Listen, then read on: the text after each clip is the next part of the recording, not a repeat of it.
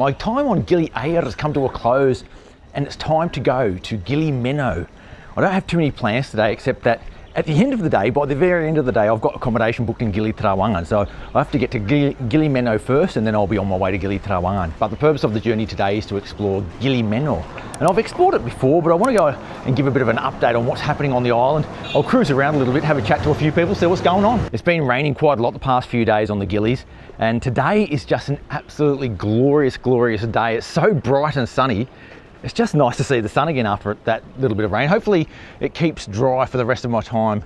Today, I don't want to get caught on Gili Meno in a storm like I've done before. Got my ticket actually for that island hopping boat. It's only 40,400 from Gili Air to Gili Meno. I'm hoping there's a boat in the afternoon, one of these slow boats from Gili Meno to Gili Trawangan. I think there might be, but I haven't really locked in that schedule. So later on, if there's no boat, I'm gonna have to catch a fast boat, which I'll just have to charter, but that's not a big deal. It's not that far and usually not too expensive anyway.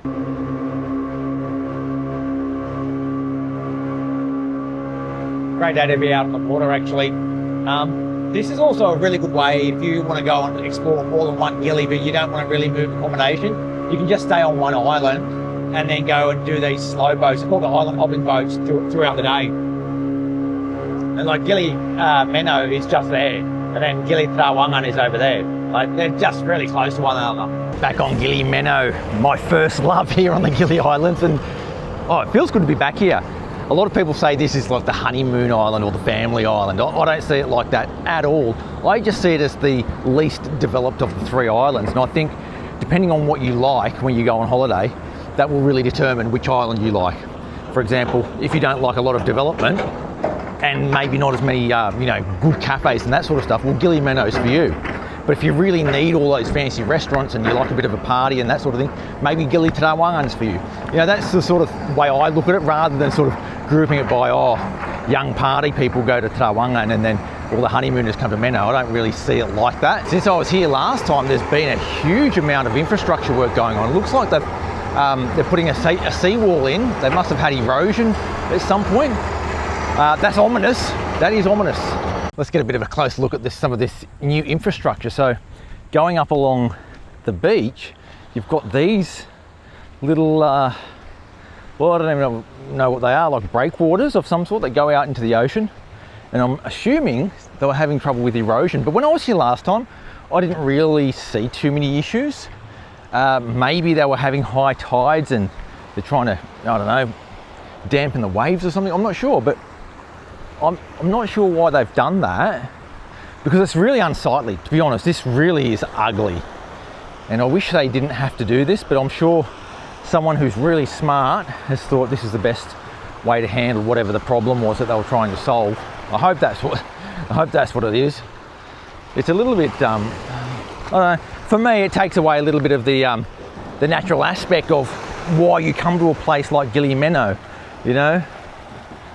The water is still beautiful though. I mean, it's not really going to affect your amenity too much. It's just visually just not so pleasant to have these big concrete blocks everywhere, and they're not even paved or anything like that, you know. Maybe one day they will be, but probably not. It's just a little bit ugly. And then on the sides of the concrete blocks, it just seems to be all broken coral there. So you can't even really sort of access the water from here. You still have to go to the beach and go in that way. I might see if I can find someone to talk to and ask them why the project happened, or if there's a sign over here. There is a sign, but it doesn't tell you why it's going on. Okay, so we have a sign here which tells you the name of the project. It's Pembangunan Pengaman Pantai Gili Meno. Basically to save the beach, yeah? Building something to save the beach, or to make it a safer beach, or to make sure it doesn't get washed away. The value of the contract, 74 billion rupiah. That's quite a lot of money, and it's going to take 225 calendar days to complete. That's the story.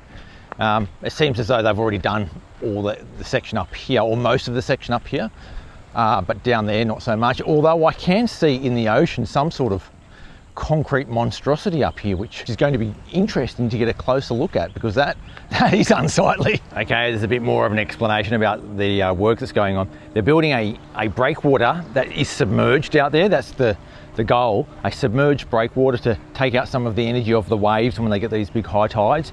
And then they've got these, well, they're calling them groins, to also shield the beach a little bit. I hope they haven't destroyed paradise to save paradise. That would be very, very ironic. But yeah, I don't know how bad the situation was. So, well, because I don't live here, I really don't know how bad this erosion was and whether they were getting flooding inland and that sort of thing. That's definitely possible. If you have a big high tide here, it could have been flooding all of these hotels and so forth. And then you really have to do something about it, don't you? To be honest, I'd love to have a really big explanation as to why you would do something like this, because honestly, it is so unsightly. So unsightly. But having said that, if you've never been here before and you'd never seen it previously, you might not even care. Like, honestly, this is the thing about these places. If you've already been to a place before and you see it change, you're automatically, oh, it was better before. So if you've never seen it before, maybe you don't care. I don't know. The beach down here certainly still is paradise, though. I mean, it's just phenomenal how good the beach looks. Bit of coral. I mean, you've got to be careful. It's the same on things like Nusa Lambongan as well. You've got to be careful when you get into the water, because near the shoreline there's always these big piles of broken coral, and you've got to navigate those before you get in, and hopefully you don't cut your feet on that sharp coral before you get in. There is a lot of broken coral here. I think there always has been quite a bit, but there just seems to be heaps at the moment. Don't know if that's anything to do with the current project that's been going on. I'll show you this breakwater coming up. It is rather unsightly at the moment, but they're saying it's going to be submerged. So if it's submerged, well, that's not a big deal, is it? Like, you're not going to see it. But at the moment, ooh, it's ugly. I met these guys. These are workers who are working on this project out here. Bahasa Inggris ya. Kalau bahasa Indonesia oke. Bahasa Indonesia. Ya. Jadi kalau di sini ini proyek buat apa? Buat penangkal ombak. Tapi dulu ada ombak besar di sini, dan masalahnya apa? Masuk ke rumah warga atau? Tidak masuk. Cuma jadi penangkal saja. Kenapa mereka mau apa begitu di sini? Kenapa? Kalau nggak ada efek? Biar lebih menarik. Lebih tenang. Oh. Lebih menarik juga kawasan ini. Oh, iya. Tidak ada masalah sebetulnya, tapi ya untuk lebih menarik. Oh iya. Oh, oke. Dan yang itu di sana itu seperti apa? Breakwater. Mecahnya itu. Oh, mecahnya. Jadi ada ombak besar, pasti nggak lewat situ. Tapi nanti itu di bawah air atau masih dalam, tetap di atas? Tetap di atas. Oh, tetap di atas. Oke. Tapi kelihatan agak jelek juga. Memang. Belum jadi. Nanti bagus ya? Nah, oke. Makasih ya. Mari. Interesting ya. Keep walking down here. So that you can see that breakwater over there. I'll zoom in a little bit and so you can see what I'm exactly talking about. That's what it looks like at the moment over there. It's a bit unsightly. They're saying it's going to look better, but it's not going to be buried below sea level. It's going to be looking like that. And they're saying it's more of an aesthetic thing, or it's not really because people are getting flooded out. It's because they want to make this a more safe and interesting place to swim. Now, they don't necessarily know all the answers. I mean, they're just workers here, but that's what they're saying. That's what they understand to be the case, and they're working here. So interesting. I mean, it's sometimes easy to be critical of these things because you're quite shocked about how things are and how they used to be, but you've got to temper yourself sometimes. And I always try and catch myself if I enter into that mode, because that cynical mode is it's actually quite contagious, and you can sometimes get into a cycle of cynicism which is totally destructive. So I won't be going there, that's for sure. This is what's happened here. There's nothing changing it. If you like it, come here. If you don't come here. That's basically it, isn't it? As I said earlier, it is so hot today. Just incredible how different it is today compared to the past few days when there's been a bit of rain around. It's just the sun's just coming out and it's just blistering hot. I'm sweating like anything. I've got this really dry mouth going on, like I'm dehydrated, just like that. So I'm gonna have to go and find a drink, and I know the perfect place for that. There's a guy named Pakman. He's a really interesting guy who's originally from Java, owns a warung over here. He's been here for decades. He's been here for decades. And it's a sort of an old traditional style warung that I really enjoy. So I'm going to go and see if he's open and see if I can get a cold drink over there. The thing about Gili Meno is because it's a little bit less developed than the other islands, a lot of the roads are like this, they're unpaved. At this stage anyway, I can see up ahead there's a paving project going on this little section, which was not paved when I was here last time. So that's obviously happening right now. But the other thing about being less developed is there's lots of swampland like that. That like is a proper swamp. Yeah, there are a lot of swamps around here. It means you have a few little more bugs and insects and mosquitoes and stuff like that. But like it's not bad. It's just that's the sort of feel you have. It's a lot less developed. It's actually quite nice. I actually quite enjoy it. I mean, no one likes being bitten by mosquitoes, but having that more rural feel is actually quite, for me, quite nice. I'm not sure about these paving projects. It's I'm always torn by this sort of stuff.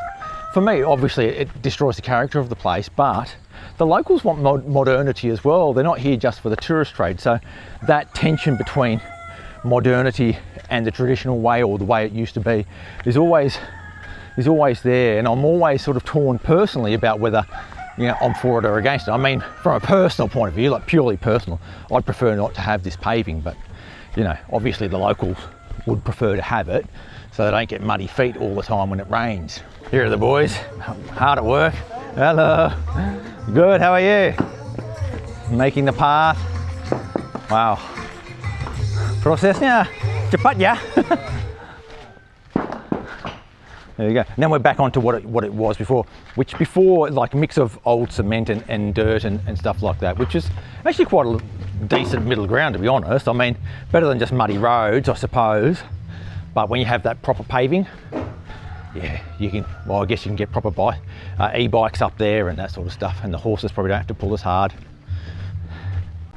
This is where me and Wayne stayed last time, Villas Ganjor. That's a decent place too.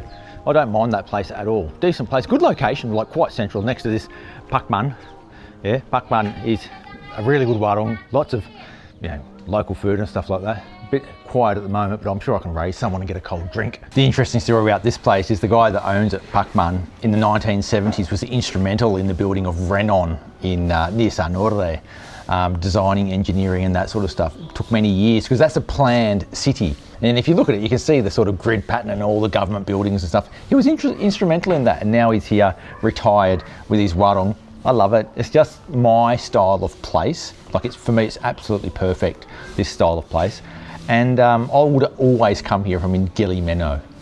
I didn't find so much of this style of place on Gili Air. I found local places that were really super local, like from the kampung, and then I found places that were trying to be local places but are really more like tourist places. Like, no locals will go there, it's just tourists that go there. This one is sort of like a real local place, but not too, you know, not too down and dirty, you know what I mean? It's pretty good. This is just paradise, isn't it? Just paradise. I love the coconut trees. One of the things that I really miss in Bali these days, and it's obviously been on the decline for a long time, is that there aren't so many coconut trees these days. When I first went there were still quite a few. Obviously not as many as there were probably in the 60s and 70s when many of my viewers first started going to Bali, but I love coconut trees in tropical places. It just is the vibe, isn't it? Beautiful. This is one of those islands that is full of cats. And interestingly, they've all, well, most of them have the tops of their ears chopped off, which normally indicates that they've been sterilised through some sort of you know, mass sterilisation program. I actually asked the lady at the warung back there about the cat that she's got, and she said, oh yeah, just go and take it, just take it. Like, it's, she doesn't really treat it as hers, even though she probably interacts with it a lot. I said, oh, how did you get this sterilised? And she said she didn't even know it was sterilised. And I thought, oh, well, that's a little bit strange. So that cat has its ear clipped, like that one there definitely has its ear chopped, top of its ear chopped off, meaning it's been sterilised. She didn't know about it. So maybe there's some sort of program going on behind the scenes that maybe even the locals don't really know too much about, where the cats are being sterilised to keep population under control, which is okay. I mean, we sort of need that a bit in Bali as well. I actually sterilise cats out of my own pocket that are in my area. So if I can catch a cat in my area, I'll definitely have it sterilised. And I know there's a neighbour of mine a few doors down that sterilises the ones that come to her house as well, just to keep the population, lid on the population, because when they breed hard, especially if you're feeding them. If you feed cats, they breed and breed and breed. Like, they have one litter and they're already pregnant with the next, and often they'll abandon their kittens and they'll have dead kittens in the roof and all that sort of stuff. So yeah, I'm a big fan of the cats, but you've just got to keep them under control. All right, there's a few signs. I'm actually heading in the direction of that lake. There's a lake on this island, which is pretty unique here in the Gilis, having a big lake like that. So I'm heading down there to see what it looks like. I know last time I was here, the boardwalk was a bit wrecked. I wonder if they've fixed it. And the repaving of this place continues apace. I don't mind it too much, actually. It's okay. Yeah, it does take a little bit away from the vibe of the place, but I'm still okay with it because I still do get a very rural feel about this place. I was just actually thinking about, a lady back there said Malkamana, and it reminded me of the video I did maybe a week or so ago, when I said that is a really good way to greet someone, Malkamana, and it actually translates to want to wear, asking someone where you're going. And I think I'm going the wrong way at the moment. I'm just gonna have to backtrack a little bit. Anyway, but the response is what's interesting. Now, when in English we say, I want to go to X, I want to go to the beach. In Indonesian, a lot of those words you can just drop straight out. So when we have a verb in Indonesian, like a verb is a doing word, yeah? So a word like go, we say to go, I want to go. Yeah, we always say, I want to eat, to drink, yeah? In Indonesian, you don't have that to, you don't have the to. So it ends up being, I want go. So, saya mau pergi, I want go, yeah? Saya mau pergi, and then to somewhere is ke, saya mau pergi ke, and then you can put an object on the word, like pantai is beach, saya mau pergi ke pantai. So that's the easiest way to do it. So that's a really sort of formal, structured way of remembering how to say, if someone says, mau kemana, saya mau pergi ke pantai. Easy as. As you get a little bit more advanced, you can take a few more shortcuts as well. But as I've said previously, when I've tried to sort of explain how Indonesian works, is that you really have to walk before you can run. Because if you start trying to take shortcuts when you don't know what the full rules are, you can get in all sorts of trouble. I see it all the time. Like, people who are learning on the streets generally take lots of shortcuts, and they don't know why they're taking the shortcuts and don't even know what the real way to say things is. So, saya mau pergi ke pantai. That's the easy way to do it. You don't have to get into, I can drop this word and that word, which you can. Like if someone says mau kemana, I would just say mau ke pantai. But you don't do that, because you have to know first that it's saya mau pergi ke pantai. I'm at the lake and I can see the boardwalk in there, and that hasn't been fixed since I was here last time. Last time I was here, I felt that it was quite dangerous. That was almost a year ago now. And if it hasn't been fixed, then those wooden planks are still as they were, or even worse. You just wouldn't get me on there again, actually. It was so bad last time. Of course, if you don't really care about learning too much about the language, you just say jalan jalan. We all know that, don't we? Jalan jalan, having a bit of a wander around.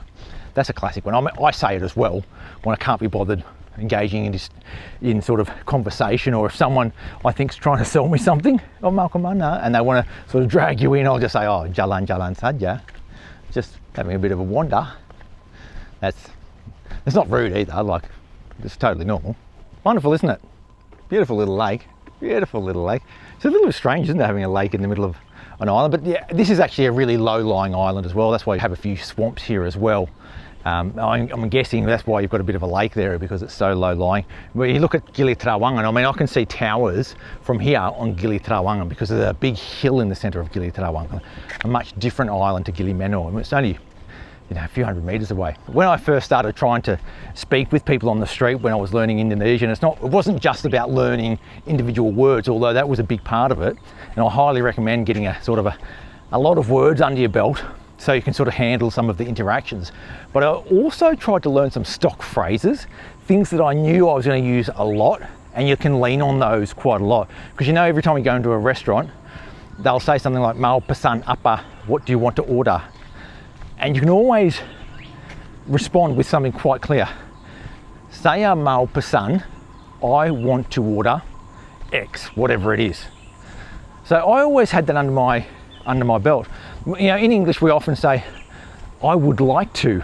You know, we try and be polite when we're asking something of someone. I would like to, or may I please have. You can actually translate those directly and literally into Indonesian, but you don't really need to. Like, for example, may I please have, like you can say something like, boleh saya minta, da da da da. You could say that, but I highly recommend just saying something like, saya mau pesan, yeah, or saya mau, I want this. And in English it's sort of direct and a little bit rude, but in Indonesian it's normal. Saya mau pesan da da da da. That's quite normal, yeah, and that's really easy to learn. So you get a few of those stock ones. Have a think about what you might encounter a lot in your travels. Get those stock phrases under your belt, and there's not too many you have to learn, and you've really got a good base to start from. I've actually reached the side of the island which faces Gili Trawangan. That's the hill I was talking about with the towers on board, on top. And the beach here just looks wonderful, doesn't it? There's a few waves. Maybe that's what they were building those big breakwaters on the other side were for, because of these waves maybe destroy the coral or something. I'm not really sure.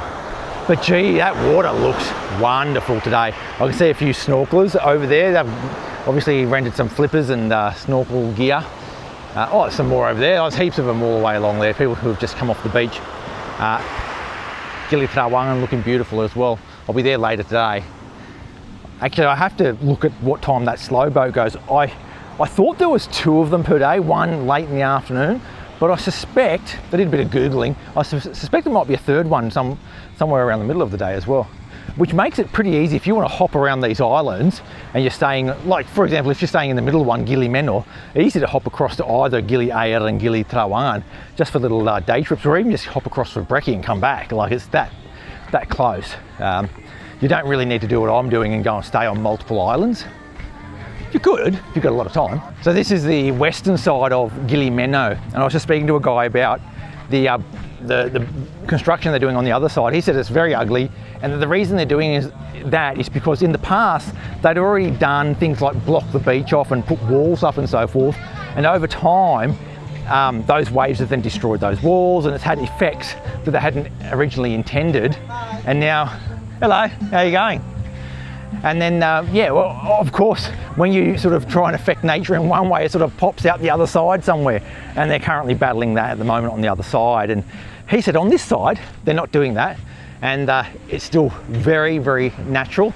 And they hope they won't have to do anything like that over here. And he was saying that, you know, sometimes if you have a big storm, and that happens sort of like once a year, you get all this coral washed up because it breaks all the coral up. And then in time, the coral breaks down because of more waves and creates more white sand, and that's what makes the place beautiful, and it's been like that for thousands of years. And he said, in his view, doing nothing is actually better than doing something.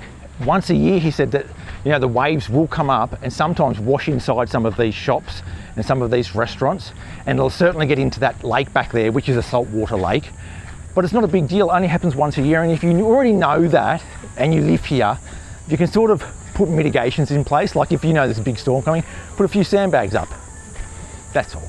That's how he explained it. I sort of like that sort of way of thinking as well. I kind of really don't like doing too much to nature, because you think you can control it for a little while, and you do, but in the end, if something else happens, and you're constantly battling it, you know. That sort of thinking has got me thinking about where I would stay next time I came here. I'd ideally stay somewhere close to this west coast, for sure. Nice sunsets from here as well. Or, I mean, I'd be happy to stay at that Villa Ganjor. Again, I really like that location. I like the little hotel. I like that it's close to that warung Pakman. Apparently, Pakman's wife died about 6 months ago as well, and she was the one that was doing a lot of the cooking there, which is a little bit sad. So things might change there as well as time goes on. And Pakman himself is not a young man anymore. But you know, certainly this side has got the feeling for me. This is the opposite side to what the ferry drops you on as well. So if you're sort of getting the ferry, you sort of have to traverse the island to the other side to get here, which is not a big deal if you're carrying a backpack like I am. But if you're carrying a suitcase, I think coming to the islands with a suitcase is a little bit, well, you're going to need to go to horse and cart, I guess. Hello. Yeah. So if you're going to have to get a horse and cart, well, that's okay. But if you don't want to get a horse and cart, you're going to have to, you know, lug your own luggage through this sort of stuff. You know, wheeling a suitcase through that. not ideal. Like, every time I come here, for the past few days I've been seeing people, even on the paved roads, trying to lug a suitcase is hard because they're not that smooth, the roads, and they do have sand on them, and they immediately jam up the wheels on your roller suitcase. So yeah, so if you are going to bring a suitcase, like, get a horse and cart straight off. That's the only way I can imagine getting around with a suitcase. Otherwise, just bring a backpack. Maybe if you're coming from Bali, you can sort of store your big luggage back at your original hotel for a few days and come over here with a smaller backpack. That's more ideal, I think. I was just going along the path around the beach, and I saw some staff bringing out some coffees to someone on the beach, and I thought, well, they look not bad. So I stopped in this place called Bubbles. They do coffee and cold drinks. I'm having a hot coffee. I don't really want a hot coffee, but I sort of do as well. I wanted a cold drink, so I got both. I got a hot coffee and a ginger soda.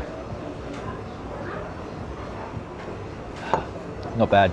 It's just nice, because it's so hot and the island's just so sleepy anyway. It's just nice just to walk around and stop in for a drink every now and then, have a beer, or for me a Coke and a coffee or whatever. Don't want to have too many beers, otherwise it gets messy on camera. But you know, it's just that sort of island. It's very sleepy. Like, there's not a lot to do. You go out snorkeling, have a bit of a snooze, have a few drinks, have a coffee.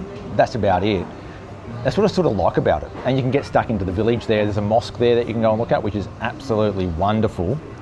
Recommend going and see that. Play with the cats. That's about it, really. When I visit a place, I often judge it based on how I feel when I'm there, rather than looking at the sort of logistics of it or the specific pluses and minuses from a logical point of view.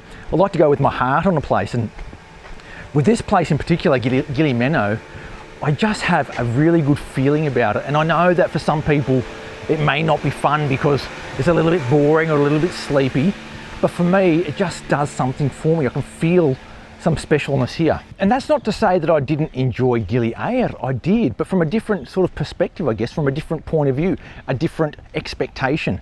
When I went to Gili Air, I'm thinking of it more of like a traditional holiday destination, and I think if you go there with that sort of frame of mind, it's very enjoyable.